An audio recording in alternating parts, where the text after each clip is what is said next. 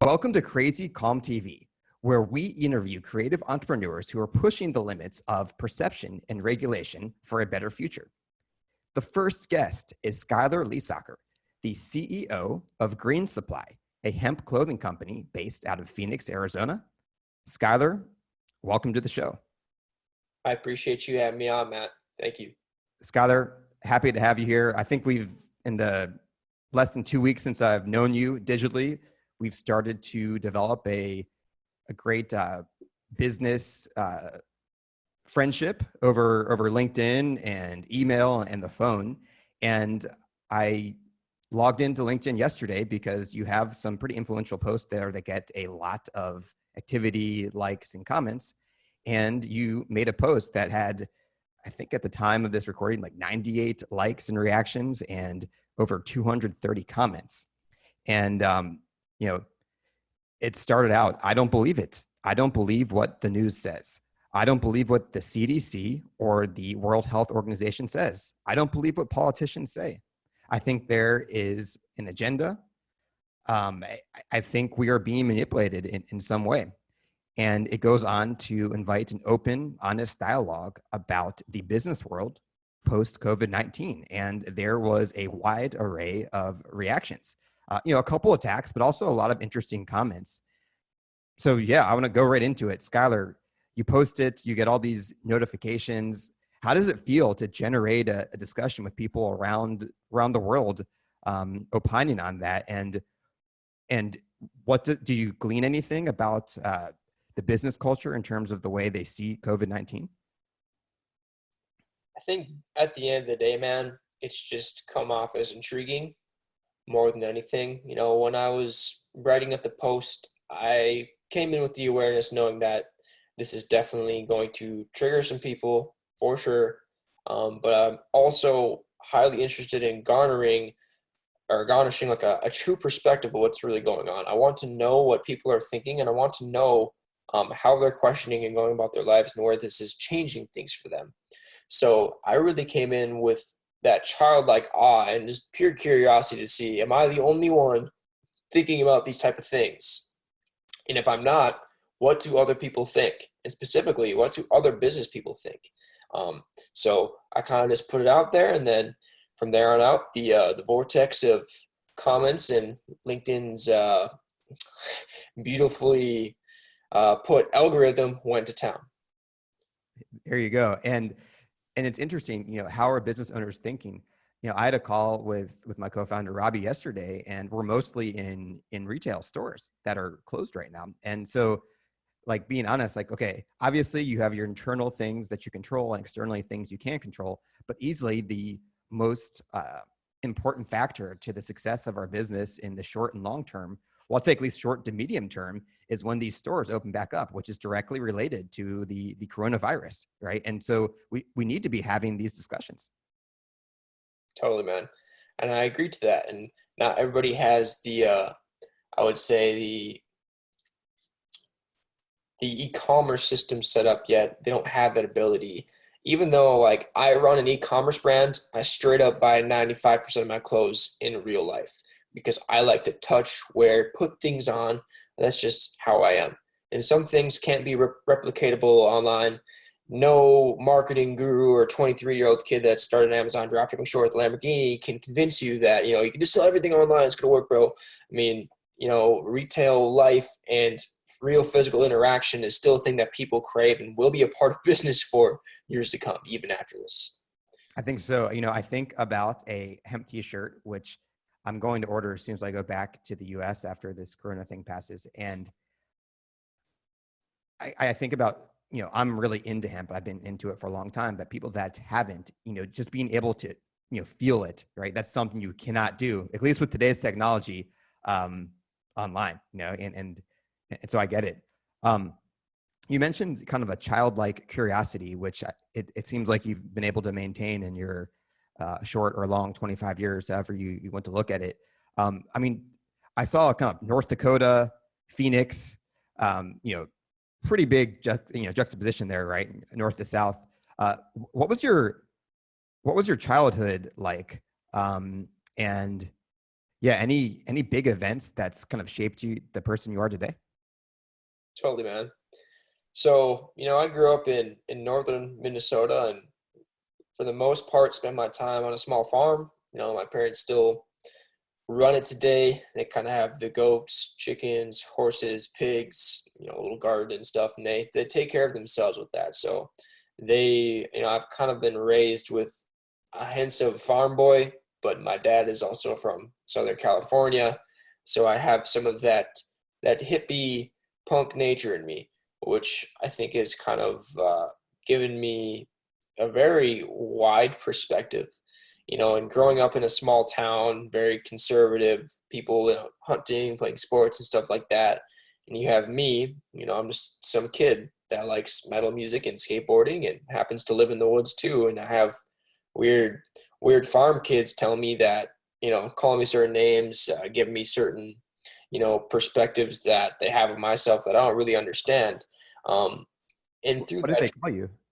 I was just ridiculed, man, for having long hair, liking certain music. They call me a goat worshiper, call me a faggot, whatever kids do. And Sure. I understood at the time that people bully because they have their own internal issues. But it definitely did cultivate a perspective or an awareness that I had of myself that wasn't true to me, but how I perceived people perceiving me. So that took a long time to really work through. But one thing that really shaped my life at age 17 that helped me work through that and really led me into business was joining a business club called DECA.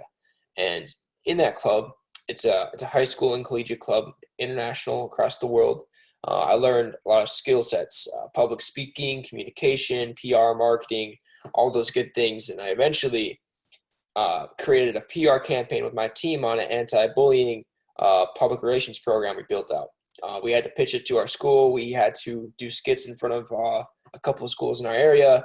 We took it to state competition, placed top 3 in state, took it to international competition, and placed top 5 in the world. So I was pitching to investors and doing presentations and public speaking at a very young age. And from there on out, I kind of realized, well, I have an ability now. I have the skill set. I have a story. Let's take it and run with it. And that brought me into the music industry. It brought me into performing shows, playing with bands, brought me into working along legends like Prince and stuff like that. And I just What did you do developed. with Prince? So I worked at Paisley Park in Minnesota, and I was building staging and sound systems there. Okay. So it was really cool. Wow. Okay. And then you went to college in North Dakota. I mean, listen, I've actually been to South Dakota. I've never made it to North Dakota. It's one of the few states I haven't been to. Like besides Hawaii, and I think I've been to every continental state on a road trip except North Dakota. I mean, what's it like up there? Dude, it is not. There's not much going on there. It's flat. I have a lot of family that lives in North Dakota too. My Yeah. mom spent most of her childhood there, so I grew up going to North Dakota every summer, sitting in the town of 95 people, doing nothing, just trying to find enjoyment in the simple things, which I really enjoy the simple things now, but it drove me crazy as a kid, man. And I went there and I really intended to go to school, and I had interest in psychology, of course, and I had interest in business, from my DECA experience. So I was going to attain some sort of degree in psychology or business or business psychology, some sort of split. And I just realized a couple weeks after accepting and getting moved into my dorm that I should not be there. I was like, all right, I don't think this is the right decision. I called my parents. I told them that I'm dropping out after this semester. I'm just going to write it out and, learn what I can while I'm here. And I just really enjoyed the fruits of my English teacher and my music teacher because I loved writing. I loved anything that was creative and allowed my mind to really question things. And I think actually my English teacher, that one semester allowed me to really develop a craft for telling stories and questioning things. We were giving articles and books that were questioning reality and stuff, questioning systems. There was specifically one, I think it was by Foucault, and it was about a panopticon and how a panopticon is essentially how they design jails where people can see in, but people inside the jail cell can't see out.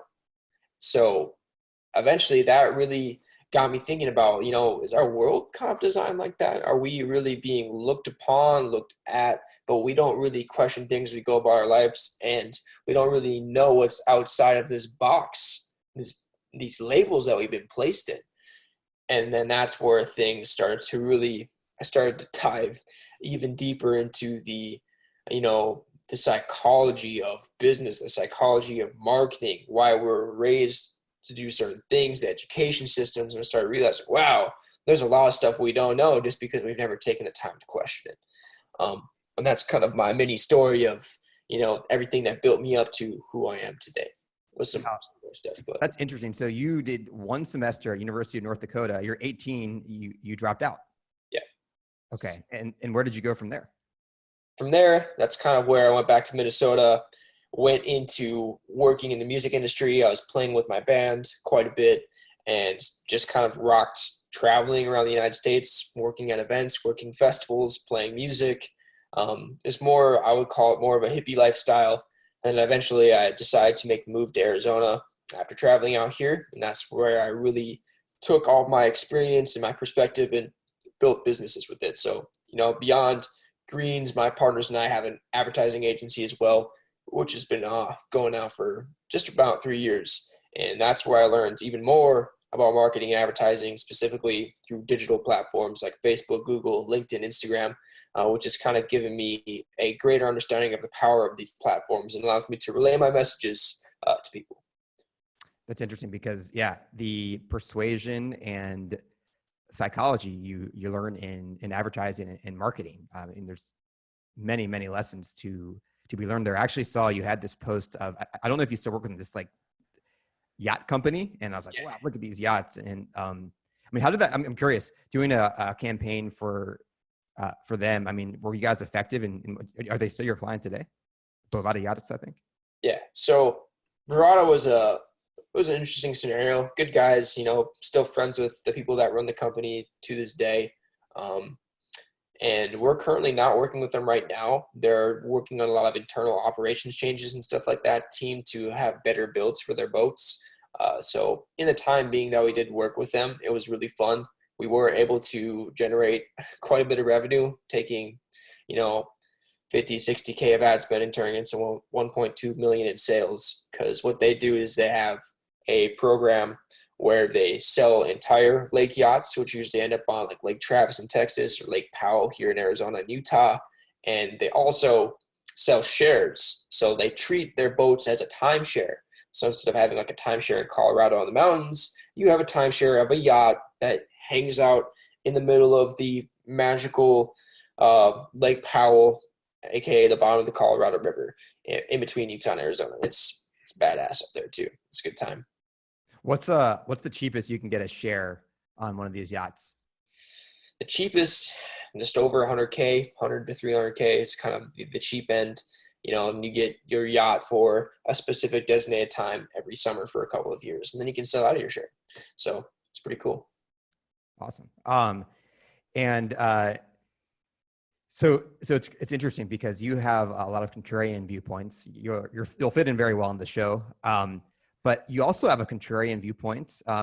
Maybe not contrarian, but perhaps just always looking, what are people not aware of? And there's no doubt about it, CBD and marijuana in terms of ingesting and topical is the hottest thing right now. But you made a statement that industrial hemp will be bigger. Which when you actually think about it and all the things that can be done, it's quite logical, just thinking that, just the flower of this amazing plant is going to be bigger than the rest. It makes sense, but walk me through that thought process. Definitely. Well, I would say, the foundation of my love and understanding and perspective of this plant, it began at a young age, probably younger than it was necessary, if I have to look back at it. And were you like 3 years old, or how old were you? No, 16, 17. It's the same time that I started really messing with business. So I think it kind of synergized, smoking cannabis and being very creative, and also synergizing with business and learning how to speak and get on a stage and all that kind of reprogrammed like my perspective of reality. and how to go about things. So, over time, I just started to look into other possibilities that this plant could have. And in that journey, I ended up meeting somebody about 4 or 5 years ago who wanted to start a hemp clothing brand. And that's when I was still living in Minneapolis. And I was like, sure, I'll hop in the journey with you, man. And from there on out, we started, it was the first brand that I was involved with. That was hemp clothing. It didn't really work out. We weren't really ready for it. There was not much preparation. We're in a completely different scenario today with our experience and having an advisory board and having a designer and all that stuff. It was just a couple of kids, like, put some money in, let's go type thing, and see what was going on. So I've been studying it now for 4 years, and the more I go into it, I see something happening. And I really started to come aware of it, like when I hopped on LinkedIn within a year and a half ago, when I really started engaging with people, making content. I just noticed that everybody is so freaking hype on CBD. They're so hype on cannabis, Right. but very, very, very few people are talking about hemp as a textile. They're not talking about hemp as a biofuel. They're not talking, and things like that. All of its other alternative uses, like paper. And I'm like, well, it seems to me that a lot of people are doing this. What are the investors doing? So then I start talking to investors and investor groups. Oh, we only invest in CBD companies, man. Sorry, we can't talk to you about hemp. Oh, we only go into cannabis grows. Okay. No, we actually only buy dispensaries. I'm like, all right. Seems like money is also like the people just going into CBD and flower. I'm like, so what happens when, people don't want to continue smoking marijuana, or what if they don't need it so much? I'm like, doesn't everybody wear clothes? It seems logical that, everybody wears clothing and needs clothing, and not everybody's going to smoke weed or use CBD, and I don't even, Post COVID-19, we won't be wearing clothes. You never know, man. yeah, we might be naked, bro. But like, the thing is, it seems to me like just because people aren't educated on it, they're not really thinking about it. And if there's not many people thinking about it, then, investors aren't putting their money into it because it's more of a rogue, uncategorized territory that they would be going into with their funds. So I just see that, hey, it's very undervalued right now. Also, I got to learn that it's very underdeveloped. There's no vertically integrated manufacturing facilities here in the States. And vertical integration simply means, from seed to shirt. They got that rocking in India. They got that rocking in China. They got that rocking in Romania. They have some rocking in the UK. I'm like, what has stopped us from developing this textile further? And there's not, and the reason I ask that is because we're facing a huge problem with pollution on Earth right now from fashion, like one of the top polluters in the world behind oil. And it's high fashion, right? Yeah, it's high fashion. On top of that, we got 10 million tons of apparel thrown away and buried in landfills each year just in the United States. Now imagine in India and all these places in China where they're making this stuff, all the things that go wrong. Heaps of clothing that are made from polyester, that are made from plastic, processed with oil, this leaching toxins into the earth, into the water, into the food we eat, and we consume it. And the same thing's happening when we wear it. So we have an extremely polluted industry that's using up 16% of the pesticides in the world from conventional cotton alone. That's like a sixth of our pesticide use strictly for clothing. That's pretty freaking insane, man. So it's like, whoa, there's this huge problem. Nobody's talking about it. This is just swept under the rug. And it lead me to, what people would say conspire, that I think the reason why hemp was initially outlawed was not because of cannabis, but because of its alternative industrial uses. Like paper. Yeah, like paper. Like me and my business partner talked to a guy whose father, not his father, his grandfather was on the executive team of Wrangler, and they invested heavily into the propaganda of hemp back in the day. So when you have the pharmacology industry, you have paper, you have oil, you have clothing, and they're like, oh shit, this hemp thing could literally end all of us. What are we going to do to make sure that doesn't happen? Here we go. Here's a nice little action plan. Let's put some money in. We have all the money in control anyways. Let's just tell everybody this shit is bad. It's crazy. It makes you nuts. And then they give all these connotations that tie it into race, that tie it into hysteria, all this, and boom. Pretty soon we have an legalized plant, but they're raking in on super pollutive practices. They're raking in on exploiting people in other countries to make their clothing. They're raking in, doing all this evil shit in the background, while also promoting that this thing is terrible, which is not the case. So now we're in the place of world where everybody knows that, okay, weed's weed, man. It has a lot of benefits. It's can be medicinal, it can be recreational, it can help with anxiety, all these beautiful things that I cherish the plant for.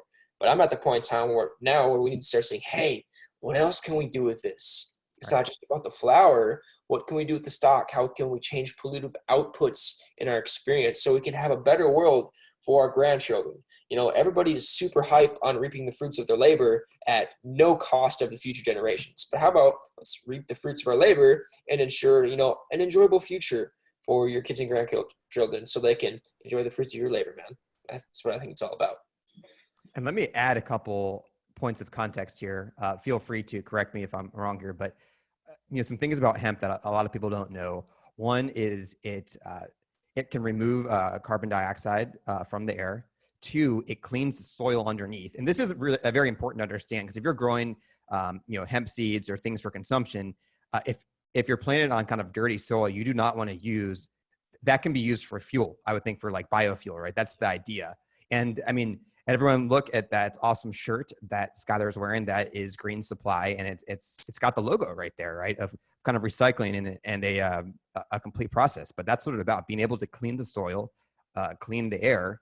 And I mean, those are two really interesting use cases a lot of people don't know. I also know that Mercedes, either currently or in the past, they've made hemp fiberglass because it's a very strong fiber. So there's like fiberglass. We'll link in the show notes. You can really geek out on all the uses for hemp. We won't do it for the whole show because I know there's lots.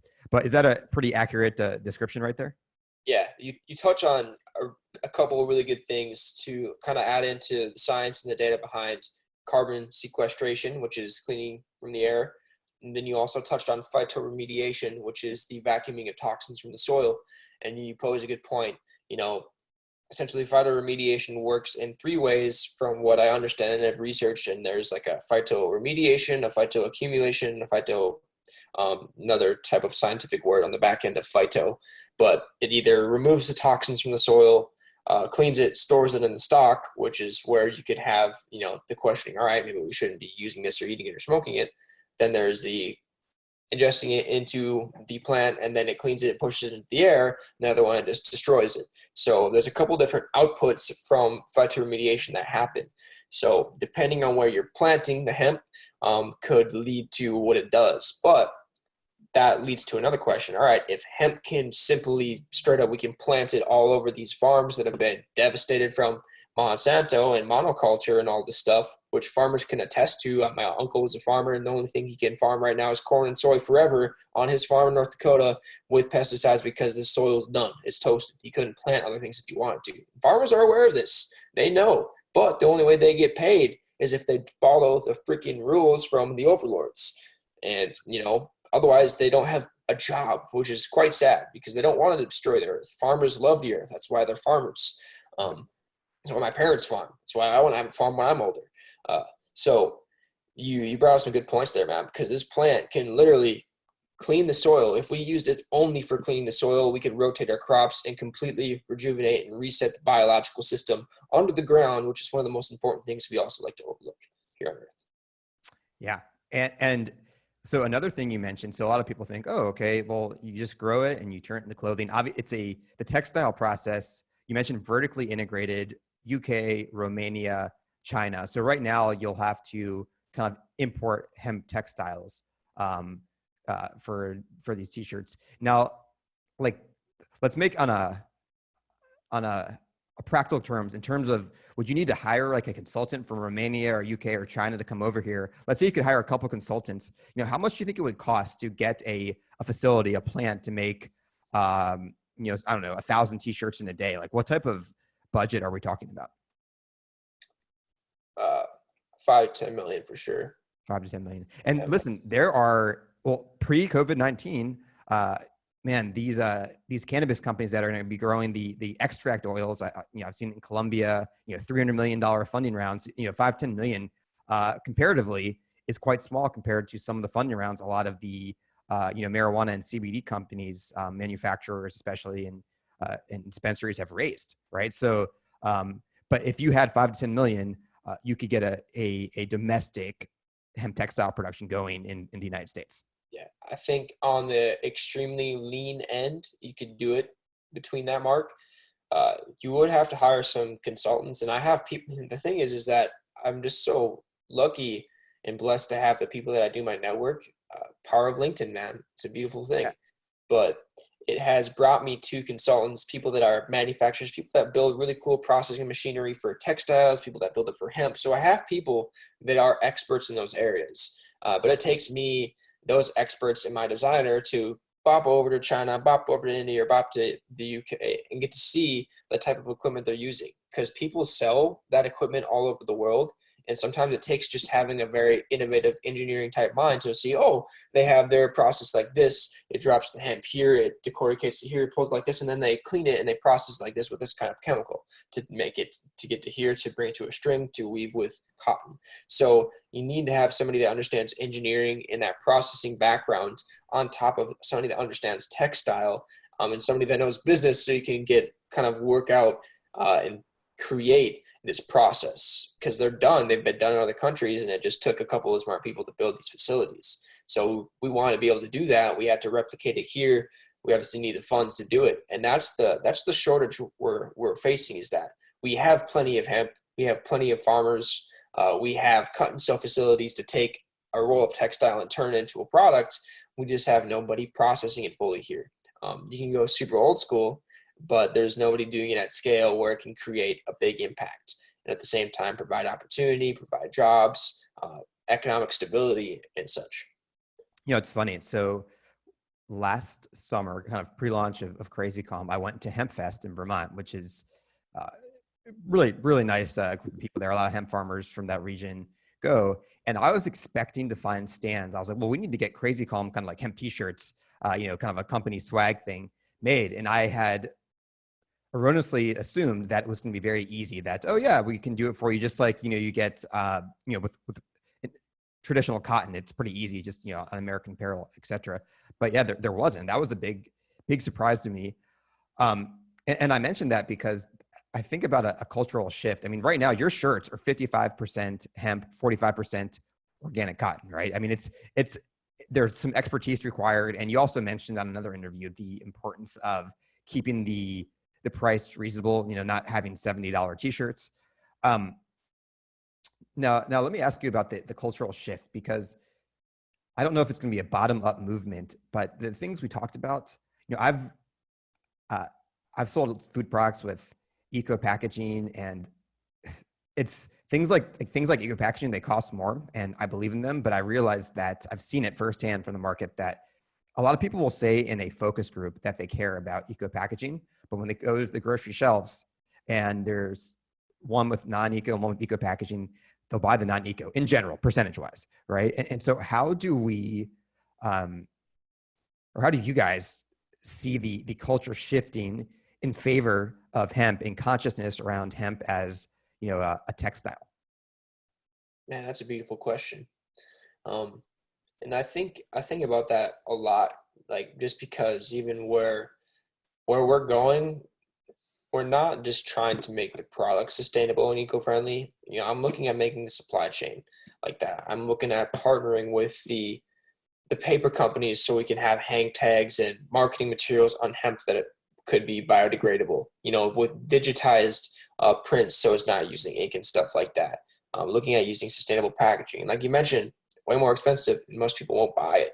So I think one of the most important things we need to do as a brand, and so other brands also need to do if they're working on in this space of eco-friendly, sustainability, green, but not the fake green that most companies use, like Cox driving around like, we're here to make efficient energy, which is not true.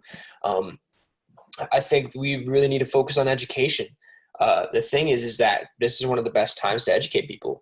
The flip side, the beautiful side of this COVID-19 madness, is that people are stuck at home, and when they're not watching their kids or doing work, they have to sit and think about things they've never probably thought about. We have been pulled out of our routine. I don't know who quoted this, but it's a beautiful quote. An atrophied mind usually needs shock to break free from its old routines and habits. And everybody's atrophied minds and routines have now been shocked and stimulated with fear. And now they start to think about, oh my God, like, here's all the things that I've done that have contributed to wrongs in the world, or here's where I could have done better. Or they start to self-reflect. They start to consider these other options. So I think it's important for us to continue to educate people and get these people's minds corrected while they're atrophied and while we're changing.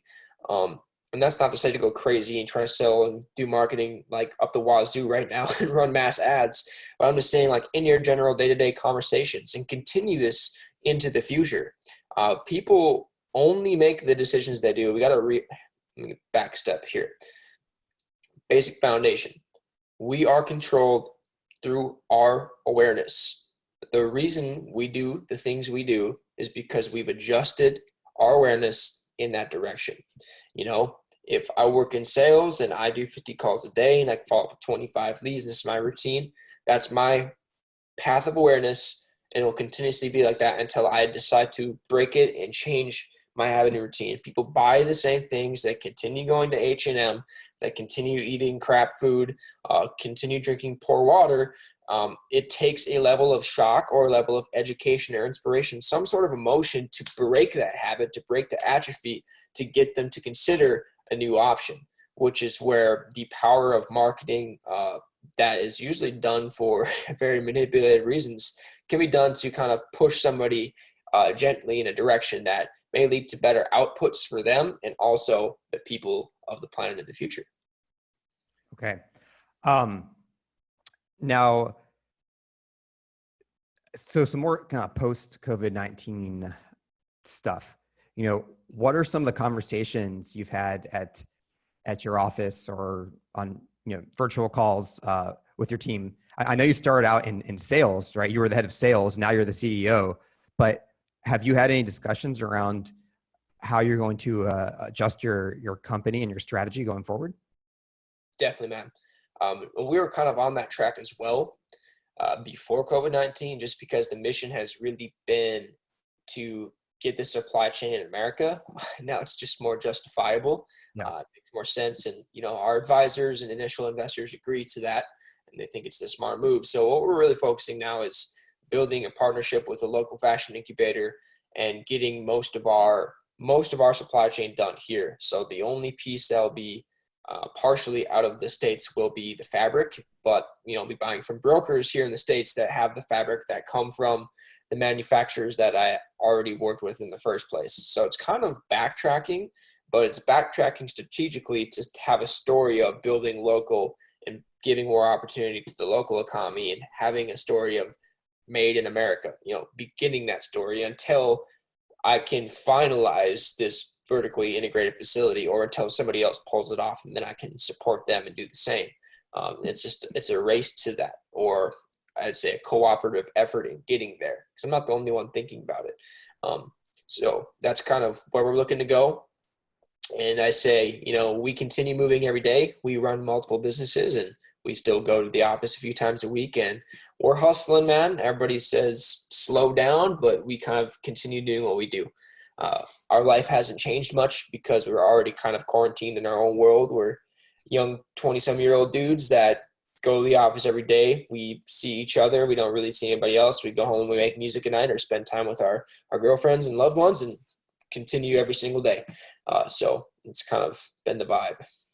So a couple of things to unpack there, right? Yeah. So people that have worked from home, I've worked from home for over 10 years. And so, or kind of flexible workspaces and co-working for 10 years. So it's less of a shock to me than some people that I know that have always been going to the office. It's a rude awakening, but, you know, one of the benefits of this is people realizing how they can work remotely. All those people that were too afraid to ask their bosses to work remote, now they have proof. It's like, hey, remember when I was for COVID-19 crisis for 3 months? I didn't miss a beat, right? And so I think that's a positive thing. You mentioned the trend towards nationalism, which I think was kind of already happening, and this catalyzed that towards Made in USA. I think that, I mean, you have a plan and a strategy. It's not going to happen magically because there are a lot of benefits of buying from China, right? Because the price and the manufacturing expertise they have there. I don't think it's going to transition overnight, and it might be a percentage point per year. But yeah, I like that. It seems like you guys are flexible and open around your kind of grand strategy, and are alternate. I mean, finishing off here, is there anything that I didn't ask you that I should have asked or that you'd like to address? I would say like one thing that's left in my mind that kind of, I would say it zips up everything we've talked about in a very interesting way. And just like people to consider, what decisions will you make now that are convenient that'll end up causing your future self or other people's future selves headache? That comes from purchasing decisions. It comes from you maybe not considering to ask questions. Sometimes we like to think we're right. We think we don't need help. We think we can just continue doing what we're doing because it's easy. It's convenient. But it ends up hurting us more in the long run. So think about that in your business. Think about that in your purchasing decisions. Think about that in your relationships. Sometimes, the convenient, easy route is not the best way to go. Sometimes, doing what's right may be a bit more difficult. It might catch you more flack on the front end, but that's what legends do. Look at Abraham Lincoln when he abolished slavery. People didn't agree with it until later. Martin Luther King didn't agree with it until later. Einstein didn't agree with him until later. Stephen Hawking didn't agree with him until later. All ridiculed, all hated, all disagreed upon until they die, or until in their later years where then people realize, oh, he was right, just because they stepped out of their egos in the future or were proved wrong through periods of time. So I think that's a good way to end. Yeah. If you want to be an anomaly, you have to act like one. Yeah. And I'll share one thing that I've been fighting for a long time that I think a lot of people listening, I don't think I'm alone here, is digital discipline. It's easy for me to check WhatsApp and email as soon as I wake up, but I notice that when I'm able to have some conscious thought about maybe not checking my text messages till noon, turning it off at night, an hour or two, kind of some Amish hours before I go to bed, I'm a better person, a better friend, and can think more clearly. And that's something that I just want to share because it's something I'm struggling with. And I noticed the difference when I'm able to shut off for 24 hours, how much more effective I am. I don't know. You're 10 years younger than me. So you've had even more technology since your childhood to wrestle with and try to kind of have control over the dopamine addiction, if you will. Oh yeah, dude. It's real, man. I mean, it's definitely a challenge. I think I've had more time having my Amish hours, and I love that term, by the way. I've had more of a difficulty time doing that now that it's been like lockdown, just because I think everybody's just on technology more. And now I can do things virtually, kind of face-to-face is decreased. And I don't really do that. I use technology as a tool. I can't say that I'm not an addict at times because I definitely freaking am, but I enjoy the mitigation of it. And, I have hours on my phone where it's all the apps and things closed and now I get locked away from, I get phone detention. But I think that's important just because that dopamine release, that addiction we have to this technology, getting the next hit, getting the next thing, that's not really a form of discipline. And that leads to, if you're not disciplined in one area, probably leak over to other areas. So, not disciplined with your phone, probably not disciplined with your food, probably not disciplined in your relationship, probably not disciplined in your business. So if you can do the hard thing, once again, not what's easy and convenient to roll out of bed, go on Instagram, take the next business call and just skip breakfast, skip your routine, skip physical health. You do that for 4 or 5 days, you're going to feel like shit. So maybe take the hard route, put the phone away, disconnect, get a routine going. You're going to have easier times. I know I have easier times when I do that, but once again, I'm not perfect. Yeah. Listeners, check the links in the show notes and make sure to get yourself a hemp t-shirt at Greenz Supply. You obviously can pay with credit card, but they also accept Bitcoin Cash, Ethereum, and crypto. Another thing that you'll have to come back to talk about that. I love, we also do offer or accept cryptocurrency. That's a whole nother subject that I think has become very interesting with the digital dollar that looks to be coming and the elimination of physical cash. But yeah, Skylar, I want to end it here because it's been such a great episode. I know you got work to do. Thank you so much for coming on Crazy Calm TV. Thanks for having me on, Matt. Appreciate you, man. Yeah, you too, man. Okay.